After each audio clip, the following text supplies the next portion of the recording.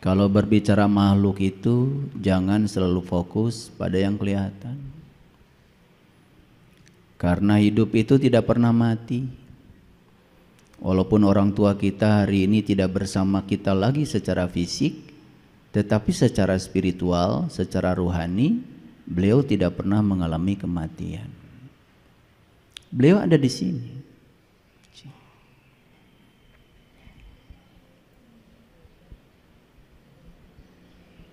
Menghembuskan napas terakhir ke sini.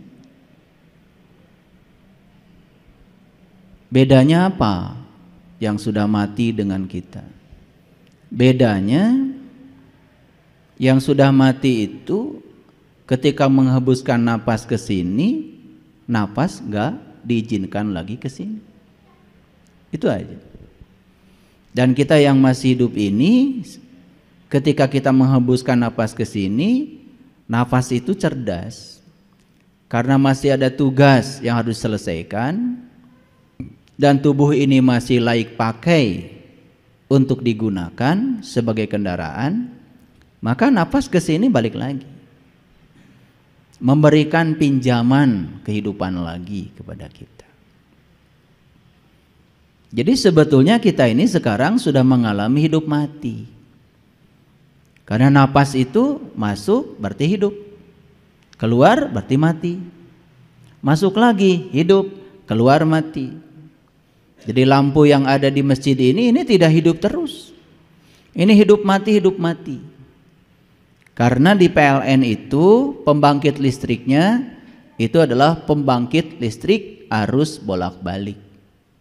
Arus bolak-balik tegangannya itu dari 0 maksimum ya sekitar 220 akar 2 volt, turun lagi minimum negatif polarisasinya, naik lagi begitu.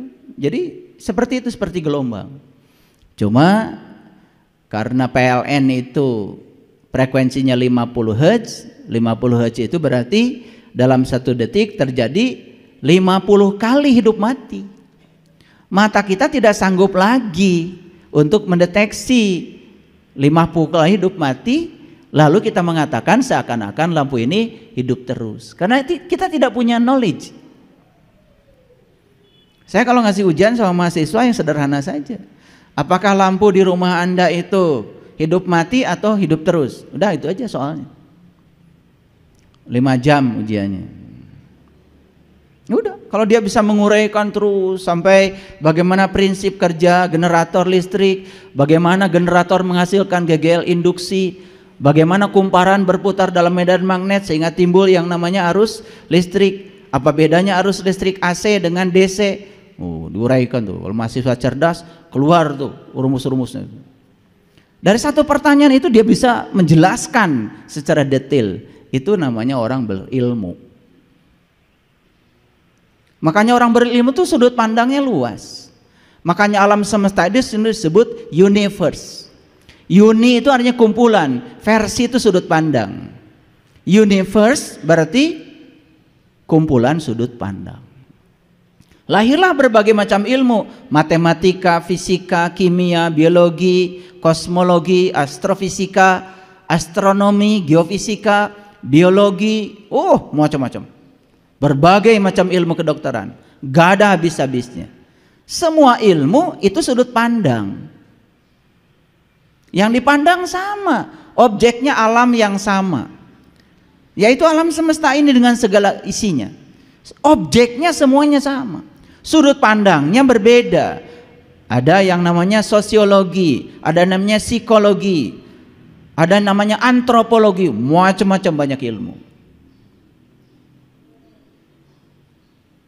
Semakin banyak sudut pandang kita, semakin luas kita memandang, seperti kita naik gunung, maka semakin bijaksana seseorang. Yang masih gampang menyerang orang lain, ketika orang lain berbeda dengan dirinya, dianggap salah, dihakimi, bahkan mengeluarkan kata-kata yang tidak senonoh, tapi ingin dianggap orang terhormat, itu ciri sebenarnya ilmunya nggak kemana-mana. Makanya satu-satunya orang yang tidak bisa ditolong di semesta ini adalah orang yang tidak tahu tetapi dia tidak tahu bahwa dia tidak tahu. Tetapi karena masyarakat menganggap dia seakan-akan sebagai orang yang tahu, lalu dia memposisikan diri seakan-akan sebagai sumber pengetahuan. Maka sih ngasih fatwa ini, fatwa itu pada orang lain, kayak Tuhan aja. Udah jelas di Quran dikatakan, sesungguhnya hanya Tuhanmu yang tahu siapa yang tersesat di jalannya dan siapa yang mendapatkan petunjuk. Inna rabbaka huwa a'lamu biman dola an sabilihi wa huwa a'lamu bil muhtadin. Hanya Allah yang tahu. Lah kamu ini yang ilmunya cuma sedikit, pencitraan saja. Makanya tidak boleh menghakimi siapapun. Ketika orang lain melakukan kesalahan pun tidak boleh dihakimi. Karena apa? Biarkan saja. Karena kesalahan yang dia lakukan akan mengajarkan risiko dari kesalahannya. Risiko itu pelajaran yang akan datang pada dia. Ketika dia diajarkan oleh risikonya, dia akan berubah dengan sendirinya.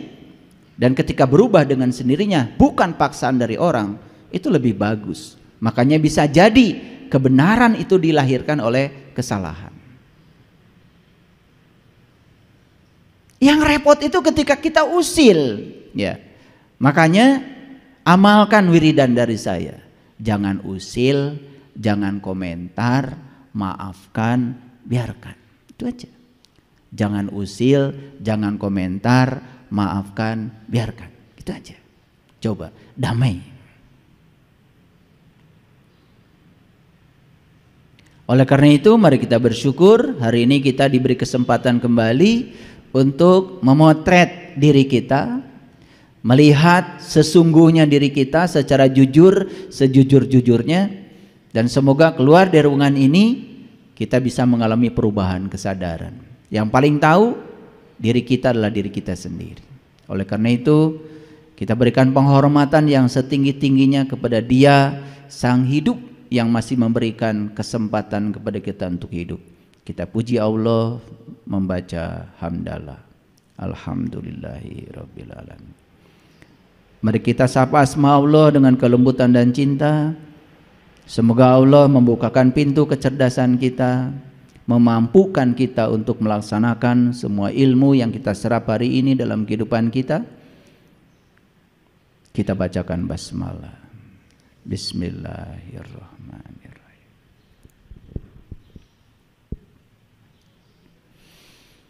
Judul kita hari ini agak unik. Saya beri judul hidup itu 10% masalah dan 90% sikap terhadap masalah. Jadi berapa persen? 100%. Mana yang paling besar bobotnya?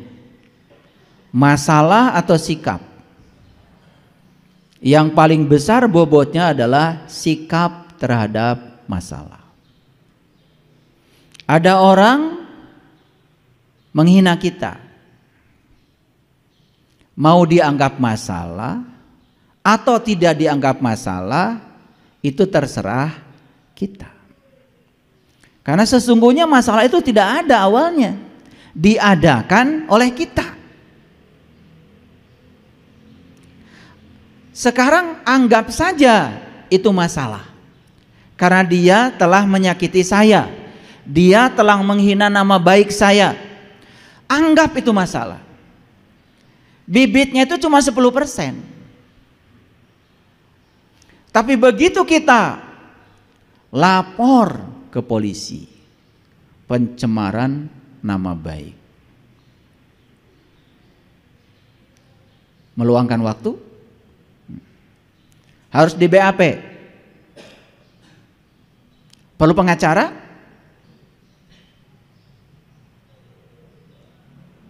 perlu uang kira-kira, bolak-balik ke kantor polisi ngasih bukti, menyita waktu, bakal sidang di pengadilan, ketemu jaksa kira-kira, ketemu hakim. Berapa kali sidangnya? Hasilnya kita hanya puas telah memenjarakan orang yang telah menghina kita. Itu hasilnya. Betul nggak omongan saya? Sebetulnya bibitnya itu cuma 10% saja. Masalah besarnya itu diciptakan oleh ego kita sendiri, pikiran kita sendiri, diri palsu kita. Ujung-ujungnya hanya puas kita telah berhasil memenjarakan orang, mencelakakan orang yang kita sebut telah menyakiti kita. Sibuk nggak kita? Sibuk apa kita? Bodoh nggak kita? Yang cerdas, nih yang cerdas. Ketika dia menghina saya, ya saya tidak akan terhina. Karena sesungguhnya dia menghinakan dirinya sendiri. Kalau saya tidak mengizinkan diri saya terhina, ya saya tidak akan terhina. Saya juga tidak sakit hati kok. Kenapa? Karena sakit hati itu bukan buatan orang yang menghina kita, buatan pikiran kita. Karena pikiran ingin orang itu seperti yang kita mau. Ketika orang tidak seperti yang kita mau, maka kita sakit hati. Orang yang sadar, sesadar-sadarnya tahu kalau sakit hati buatan dirinya, bukan buatan orang. Buat apa saya repot-repot kesana kemari? Ya sudah, saya maafkan saja. Selesai? Ada masalah? Tidak ada. Jujur ya, jujur nih, wajah-wajah sibuk semua nih kelihatan. Ini wajah-wajah 90% ini. Ini wajah-wajah 90%. Wajah-wajah ruwet.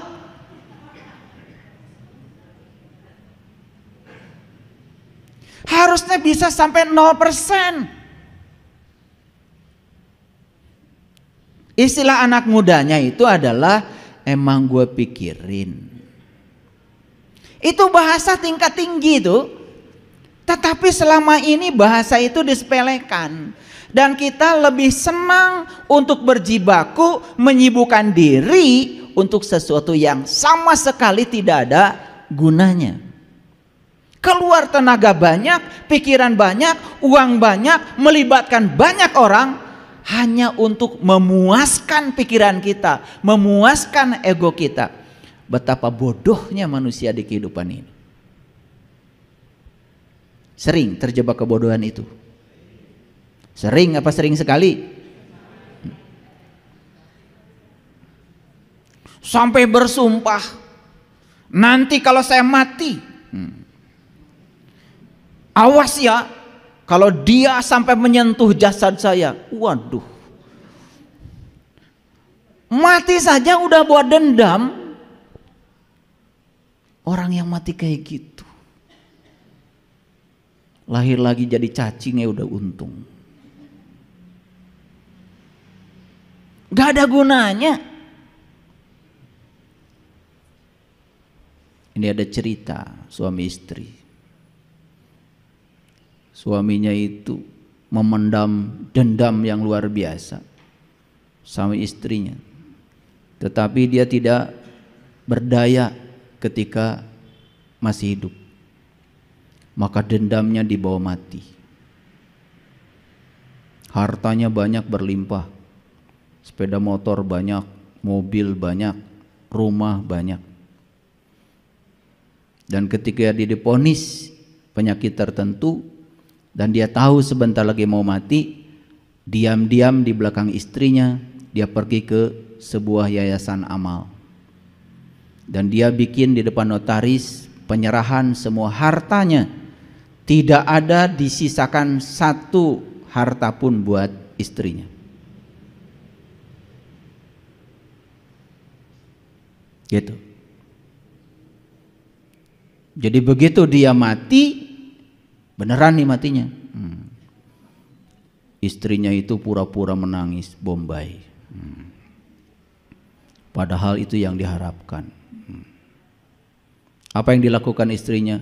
Langsung buru-buru ke tempat pembuatan batu nisan. Beli batu nisan yang paling mahal, marmernya dari luar negeri. Diukir tulisannya, istirahatlah dengan damai.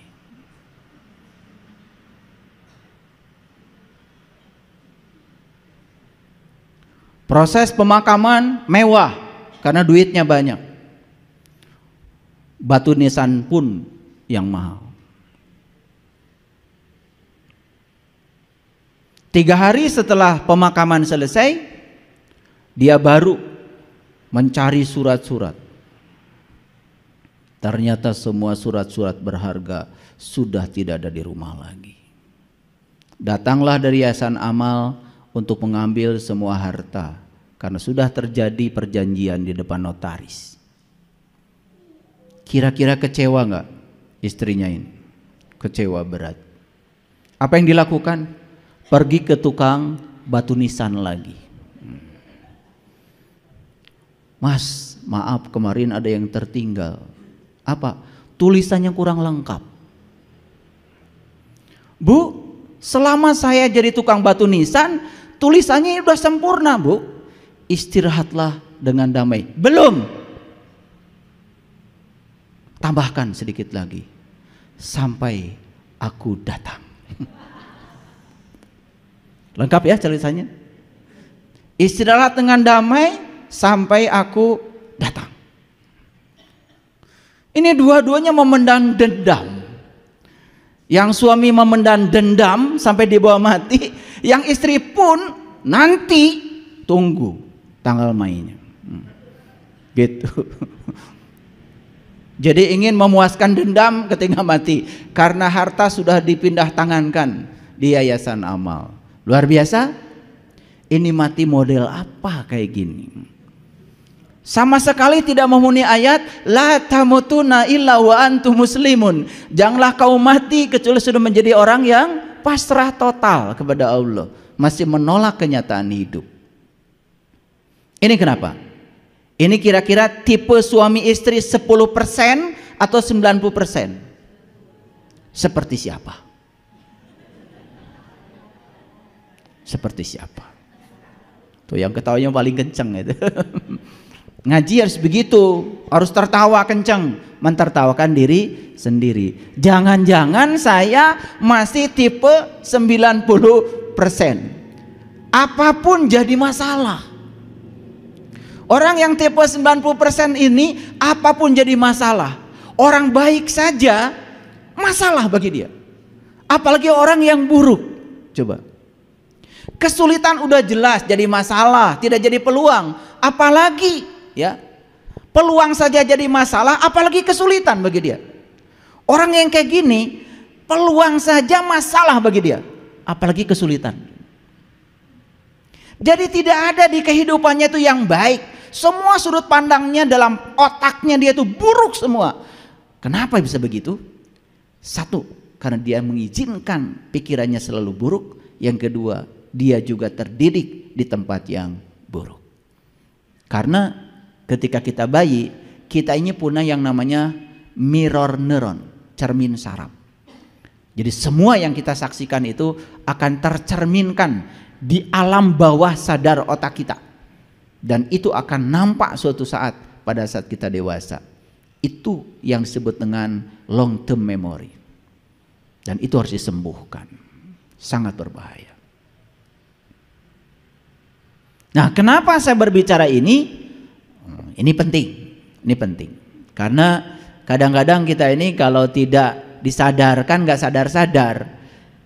Karena selama ini kadang-kadang menganggap, wah kurang apa ibadah saya, kurang apa doa saya. Wah semua doa apal. Semua doa untuk mengatur Allah supaya Allah takluk dan taat pada keinginan kita, apal semua. Dan ketika Allah takluk pada keinginan kita, bangga kita mengatakan, Allah mengabulkan doa saya.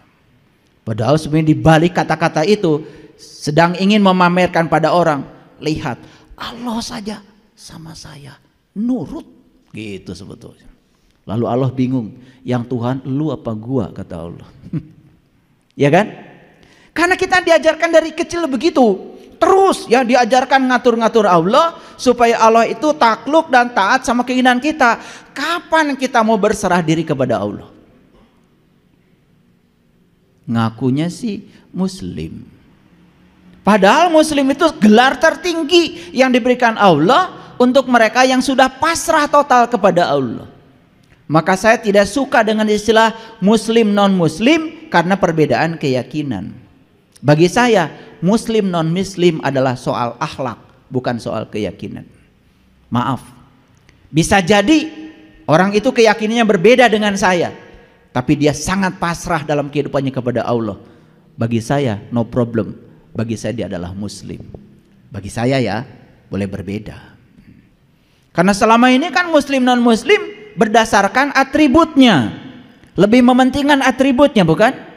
Bukan akhlaknya, bukan perilakunya, bukan karakternya, bukan sifatnya. Saya banyak sekali punya sahabat yang keyakinannya berbeda dengan saya, tapi dalam hidupnya sudah penuh dengan kebahagiaan karena sudah bisa menerima semua hal yang tidak diinginkan dalam hidupnya. Bahkan dia bisa merayakan semua hal yang tidak diinginkan seperti dia menerima hal yang dia inginkan. Itu Muslim itu. Cirinya apa? Wajahnya itu bersinar, ringan kalau bicara. Iya. Beda kan kalau orang yang berat, punya uang 100 juta dipinjemin 100 ribu saja. Oh, saya baru kemarin beli tanah 100 juta. Sombongnya tetap aja, minjemin kagak. Karena baru beli tanah 100 juta. Padahal pinjamnya cuma 100 ribu. Giliran dipinjamkan 100 ribu, 3 hari janji nggak ngasih. Udah ditelepon 2 hari sebelum janji itu tiba. Pusing nggak orang kayak gitu? Kira-kira tipe 10% atau 90% macam kayak gini? Seperti siapa? Selalu ada pertanyaan seperti siapa ya hari ini. Jadi hidup itu adalah 10% apa yang terjadi pada kita, 90% bagaimana kita menanggapinya. Jadi sebetulnya 10% itu apa yang terjadi, tetapi 90% kita menanggapinya. Itu yang membuat kita menjadi sangat sibuk dengan kehidupan ini. Terasa? Kalau belum terasa, sabar, kita akan masuk situ. Nanti juga suatu saat akan terasa, oh itu saya banget, oh itu gua banget. Sholat sudah, bolak-balik ke Mekah sudah, tahajud juga kurang gimana rajinnya, bangun malam luar biasa, tetapi itu coba jadi robot, hanya menjalankan ritual tanpa kesadaran. Hasilnya tidak ada yang berubah. Lupa bahwa Nabi Muhammad diutus ke dunia untuk menyempurnakan akhlak. Semua ritual itu adalah sarana untuk menyempurnakan akhlak, tools, instrumen, tetapi itu dijadikan tujuan oleh kita. Kalau rakaat sholat kita sudah banyak, rasanya kita sudah banyak tabungan kita untuk sampereun jaga di akhirat. Kan begitu kata-katanya, betul? Sampereun aya nama eueuh kosong. Karena semuanya buat jaga. Itulah kadang-kadang kita suka bodoh. Terus aja membawa diri kita oleh pikiran ke masa depan. Lalu tidak pernah hadir di sini, saat ini, sekarang. Padahal hidup itu adalah di sini, saat ini, sekarang. Yang menentukan masa depan kita adalah saat ini kau buat apa. Jadi hidup itu awalnya sederhana. Karena cuma 10%. Selanjutnya menjadi rumit. Karena ditambah 90%. Apalagi yang 90% itu adalah respon-respon yang negatif terhadap semua hal yang terjadi dalam hidup. Tidak ada baiknya. Bayangkan, hidup yang kayak gitu tidak layak dihidupi karena kita telah menciptakan neraka bagi diri kita sendiri. Jadi siapa pencipta neraka? Pikiran kita. Kalau pikiran bisa menciptakan neraka, berarti pikiran juga bisa menciptakan surga.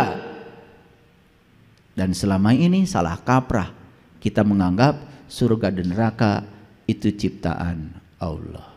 Surga dan neraka adalah ciptaan pikiran kita sendiri. Belum selesai. Ya, kita lanjutkan dulu. Saya cerita sedikit tentang pikiran. Ada kata-kata bijak, jangan hiraukan masalah. Abaikan justru pikiran-pikiran negatif tentang masalah. Kita selama ini sering berfokus pada masalah. Kalau masalah diabaikan, justru fokus kita ke sini. Ada pikiran apa di dalam diri saya tentang masalah? Ketika pikiran sedang memproduksi pikiran-pikiran negatif tentang masalah, maka yang 10% itu membumbung menjadi 100%. Dibesarkan 90% oleh kita sendiri. Itulah pola kerja pikiran. Jadi pikiran itu ibarat parasut ya, hanya berfungsi ketika terbuka. Pernah lihat orang terjun payung? Pernah ada berita orang terjun payung kemudian meninggal? Gara-garanya cuma satu, karena parasutnya tidak terbuka. Begitu parasut tidak terbuka, ya sudah, dia akan mengalami percepatan jatuh bebas dalam fisika, free fall. Dia akan jatuh bebas tanpa hambatan. Tetapi begitu ada payungnya terbuka, dia bisa kendalikan mau hinggap di tempat mana. Itu bedanya. Makanya orang-orang yang hari ini pikirannya masih tertutup, persis seperti orang terjun payung, parasutnya tidak terbuka. Dan orang-orang yang terbuka pemikirannya biasanya gampang untuk bisa menerima pandangan dari orang lain. Makanya dia akan menjadi kaya sudut pandang. Pernah nggak menyaksikan orang yang kekeh dengan pikirannya sendiri? Sulit untuk menerima kritikan, sulit untuk menerima pandangan dari orang, asapang benerna, asapang akangna, merasa diri paling benar. Orang yang tertutup pikirannya seperti itu persis seperti orang yang terjun payung, parasutnya tidak terbuka. Ayo, sudah berapa lama kita memiliki pikiran yang tertutup? Sudah berapa lama? Sudah terlalu lama. Makanya pikiran kita sudah kronis ini, sudah sangat kronis. Makanya kemarin ada yang share di grup di Australia, katanya guru-guru di Australia tidak menjadi sedih ketika anak tidak bisa matematika, tetapi menjadi sangat sedih ketika anak tidak bisa antri. Kenapa? Karena antri itu implikasinya sangat luar biasa. Satu, ketika antri belajar bersabar. Dua, ketika antri belajar untuk menghargai orang lain dan diri sendiri. Karena Anda datang paling belakang, ya sudah, Anda di belakang. Ini datang belakang tapi pengen selalu paling depan. Itu kan orang-orang yang culas. Ini soal akhlak ini, soal akhlak. Saya sering menyaksikan kejadian ini bahkan ketika saya sedang melaksanakan ibadah. Maaf. Kadang-kadang ini bisa terjadi di tempat yang disebut kota suci.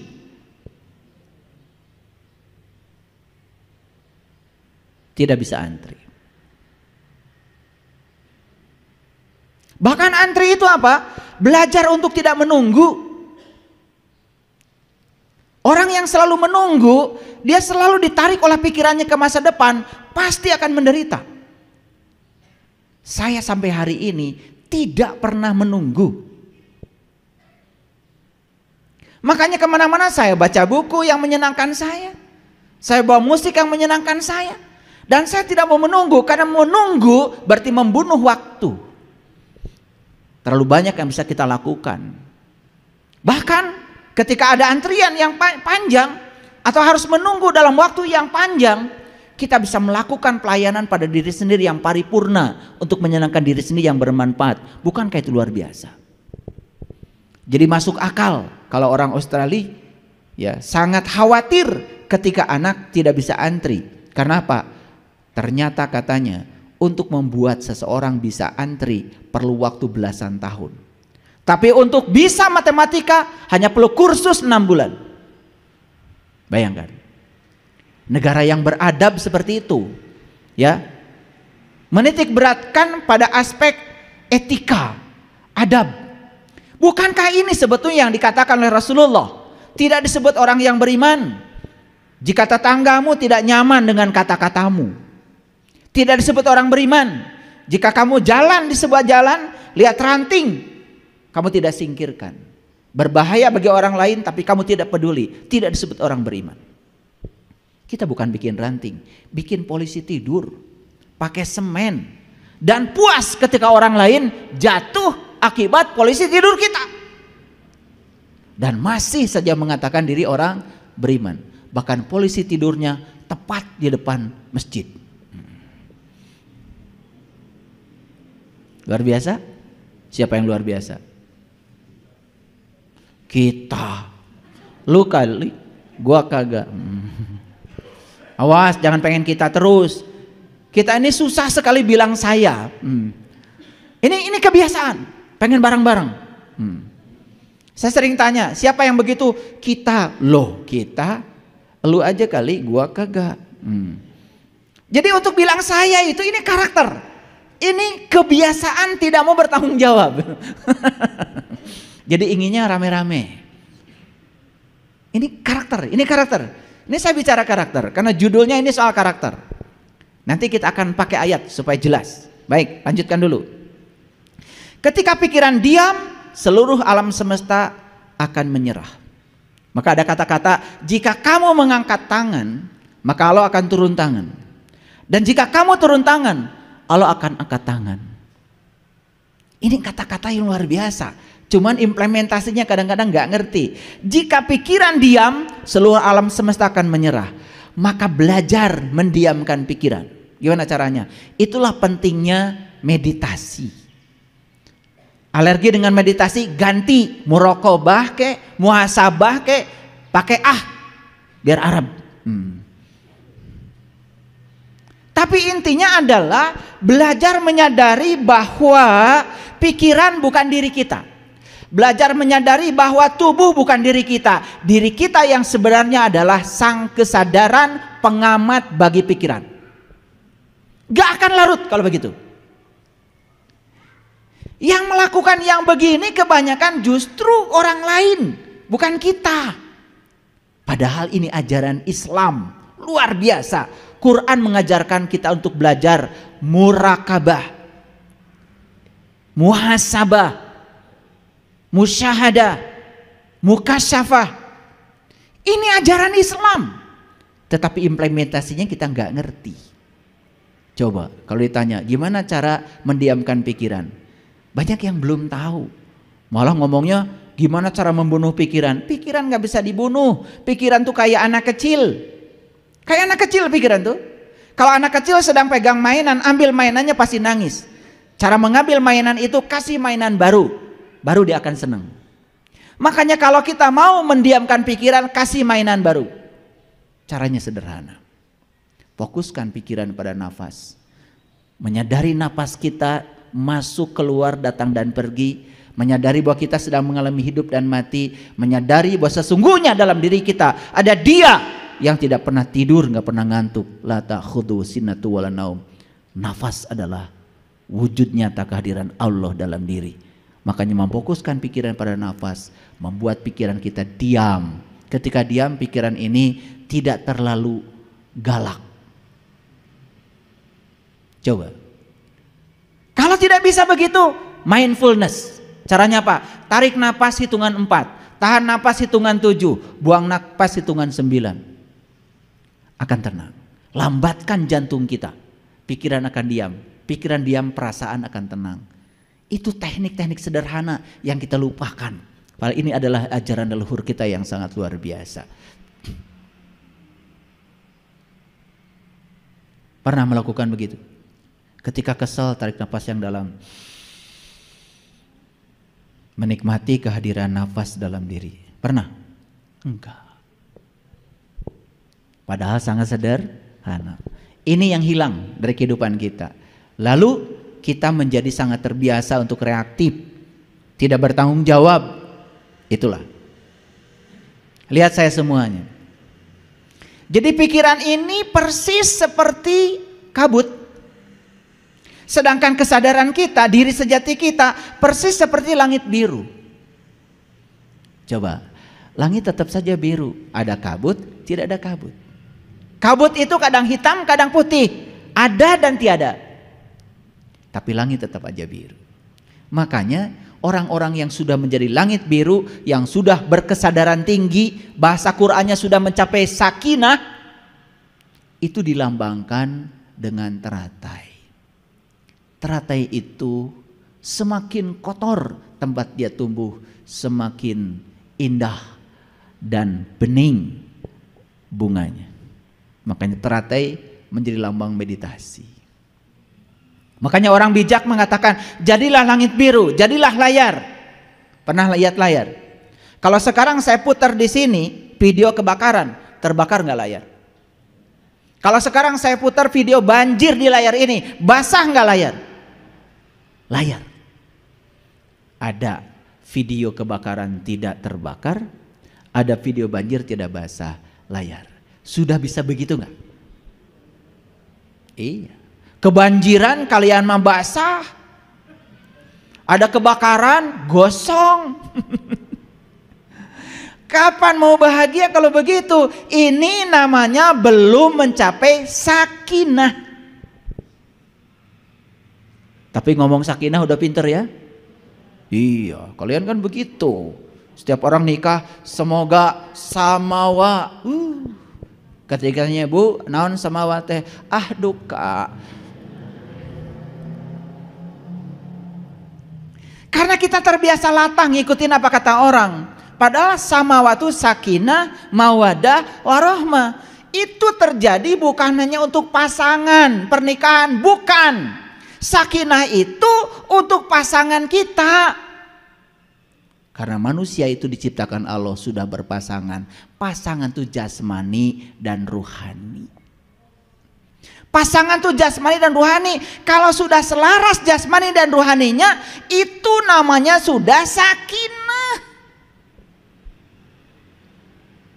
Suami istri itu tidak mungkin selaras. Apalagi belum bisa menerima dan menghargai perbedaan. Yang terjadi sengketa terus. Apalagi tidak tahu tujuan menikah. Tujuan menikah itu cuma satu, latihan menerima dan menghargai perbedaan. Karena Anda dengan saya beda. Ini malah saling memaksakan persamaan. Bikin dalil-dalil. Sebagai istri, awas. Kamu tidak akan masuk surga sebelum dapat restu dari saya. Walaupun suaminya binal kayak apa, pinter kalau bikin dalil begitu. Nurut sama suami atau tidak? Wah.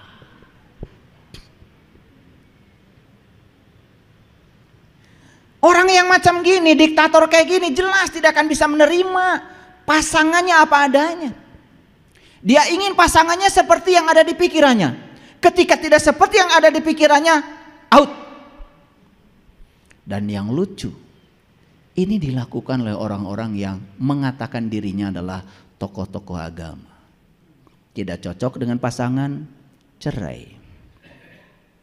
Cerai itu akibat dia tidak bisa menerima dan menghargai perbedaan.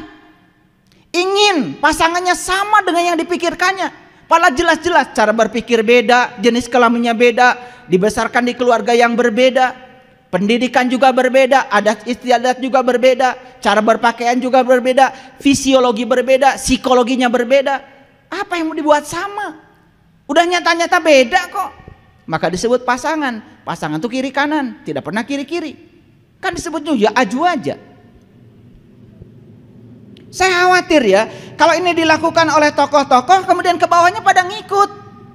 Seakan-akan menceraikan pasangan itu sah-sah saja. Padahal jelas tidak bisa menerima dan menghargai perbedaan. Kalau di rumah saja di level kecil sudah tidak bisa menerima dan menghargai perbedaan, gimana dia dengan level besar? Maka di luar pun dia menyerang terus. Setiap yang berbeda dengan dirinya dia serang, dia hakimi. Begitu. Gak ada etika. Bahkan ujungnya sebetulnya kan patut diragukan imannya. Kalau orang sudah bertauhid gak kayak gitu. Seperti Allah menerima semua kita apa adanya. Hebat gak Allah? Yang jahat tetap bernafas, yang baik-baik bernafas. Allah itu begitu, tidak tersinggungan kayak kalian. Hebat. Dia menunjukkan kemahakuasaannya luar biasa. Makin maha kuasa, makin dekat dengan yang dikuasainya. Makanya kata Allah, berbuat baiklah kamu sebagaimana aku berbuat baik kepadamu. Wa ahsin kama ahsanallahu ilaika. Jadi mekanisme perbuatan baik itu baru disebut baik kalau cara melakukannya persis seperti Allah melakukannya kepada kita, tanpa keinginan, tanpa muatan. Keren gak kalau hidup kayak gitu? Keren. Tidak ada yang saling menyakiti, saling melukai. Kalau kita sadar dengan itu luar biasa. Hidup itu penuh berkah, penuh kebahagiaan. Saya dapat WA dari seseorang, ayah, alhamdulillah, setelah saya berpisah dengan suami saya, sekarang saya lebih bahagia. Sebentar, saya bilang, kamu itu bukan bahagia, cuman kamu tidak ada lawan bertengkar saja sementara waktu. Tanda tanya, supaya datang sama saya. Ntar dijelas, karena nggak mungkin di WA kan.